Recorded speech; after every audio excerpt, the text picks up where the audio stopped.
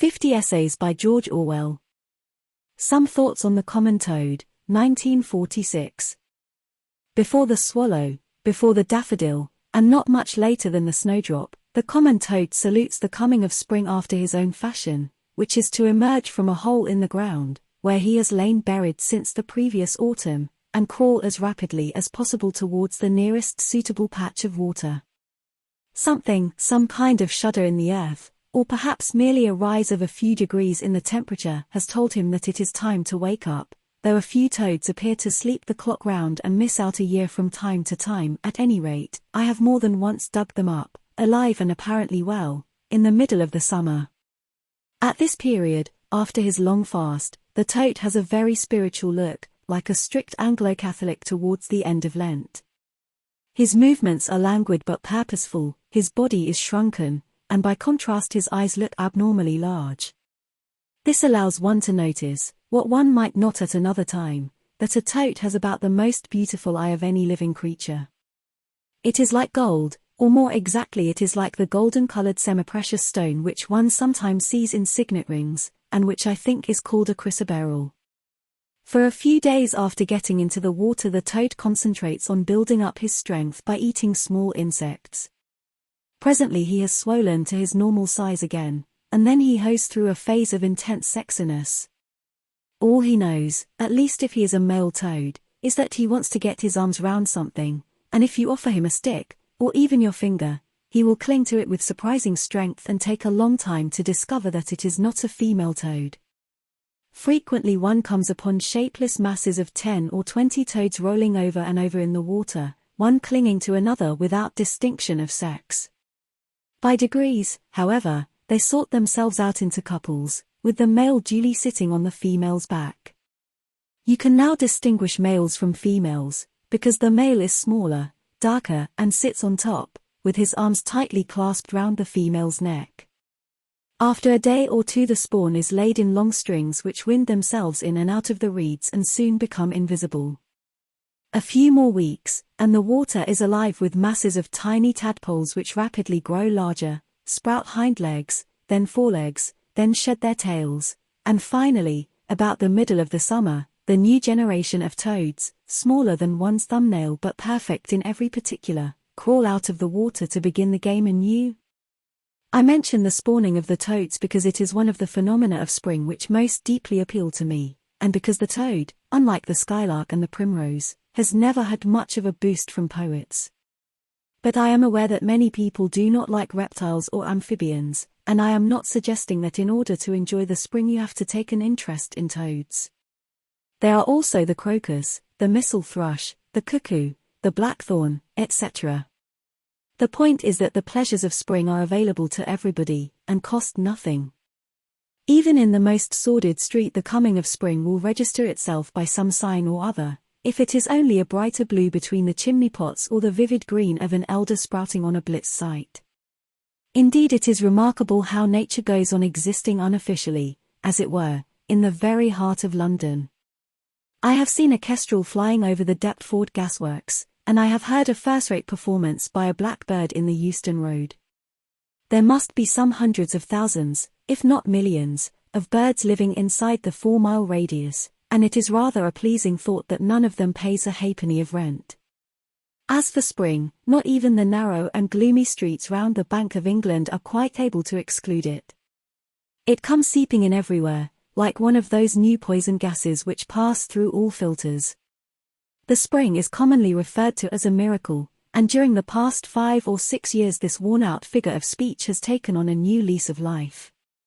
After the sorts of winters we have had to endure recently, the spring does seem miraculous, because it has become gradually harder and harder to believe that it is actually going to happen. Every February since 1940 I have found myself thinking that this time winter is going to be permanent. But Persephone, like the toads, always rises from the dead at about the same moment. Suddenly, towards the end of March, the miracle happens and the decaying slum in which I live is transfigured.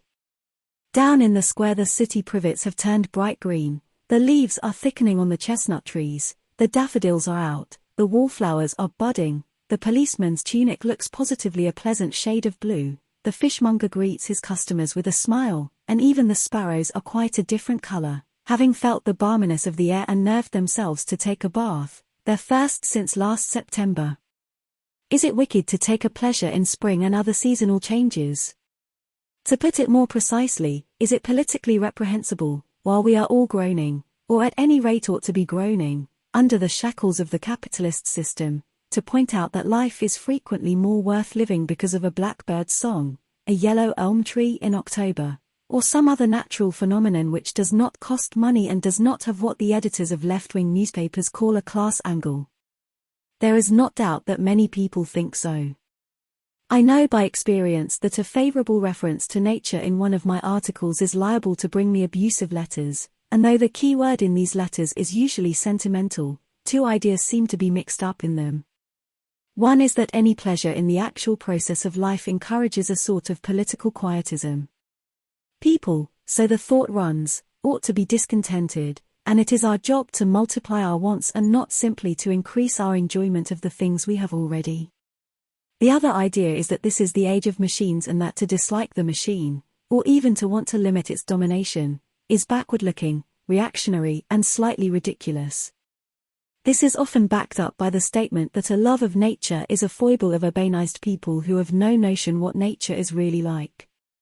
Those who really have to deal with the soil, so it is argued, do not love the soil, and do not take the faintest interest in birds or flowers, except from a strictly utilitarian point of view. To love the country one must live in the town, merely taking an occasional weekend ramble at the warmer times of year. This last idea is demonstrably false. Medieval literature, for instance, including the popular ballads, is full of an almost Georgian enthusiasm for nature, and the art of agricultural peoples such as the Chinese and Japanese center always round trees, birds, flowers, rivers, mountains. The other idea seems to me to be wrong in a subtler way. Certainly we ought to be discontented, we ought not simply to find out ways of making the best of a bad job, and yet if we kill all pleasure in the actual process of life, what sort of future are we preparing for ourselves? If a man cannot enjoy the return of spring, why should he be happy in a labor-saving utopia? What will he do with the leisure that the machine will give him? I have always suspected that if our economic and political problems are ever really solved, life will become simpler instead of more complex, and that the sort of pleasure one gets from finding the first primrose will loom larger than the sort of pleasure one gets from eating an ice to the tune of a Wurlitzer. I think that by retaining one's childhood love of such things as trees, fishes, butterflies and, to return to my first instance, toads, one makes a peaceful and decent future a little more probable, and that by preaching the doctrine that nothing is to be admired except steel and concrete, one merely makes it a little surer that human beings will have no outlet for their surplus energy except in hatred and leader worship. At any rate, spring is here, even in London N.1, and they can't stop you enjoying it. This is a satisfying reflection. How many a time have I stood watching the toads mating, or a pair of hares having a boxing match in the young corn, and thought of all the important persons who would stop me enjoying this if they could. But luckily they can't. So long as you are not actually ill, hungry, frightened or immured in a prison or a holiday camp, spring is still spring. The atom bombs are piling up in the factories, the police are prowling through the cities, the lies are streaming from the loudspeakers, but the earth is still going round the sun, and neither the dictators nor the bureaucrats, deeply as they disapprove of the process, are able to prevent it.